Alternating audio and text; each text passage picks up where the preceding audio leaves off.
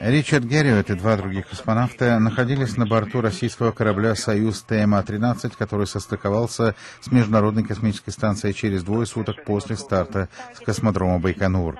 47-летний мультимиллионер из столицы штата Техас, города Остин, Ричард Герриот стал 6-м космическим туристом и первым американцем, последовавшим по стопам отца-астронавта. Родившийся в Великобритании Ричард Герриот проведет на орбите 10 суток и осуществит ряд научных экспериментов, включая исследования, заказанные фирмами-спонсорами его полета. Герриот также сделает фотоснимки Земли, чтобы сравнить с фотографиями, которые сделал его отец Оуэн Герриот в 1973 году на борту американской орбитальной станции Skylab. Это необходимо для замеров произошедших изменений на нашей планете. Вместе с Герриотом в юбилейном 100-м полете российских космических кораблей «Союз» участвует американский астронавт Майкл Финк и российский космонавт Юрий Ланчаков. Они заменят экипаж МКС и проведут на орбите несколько месяцев.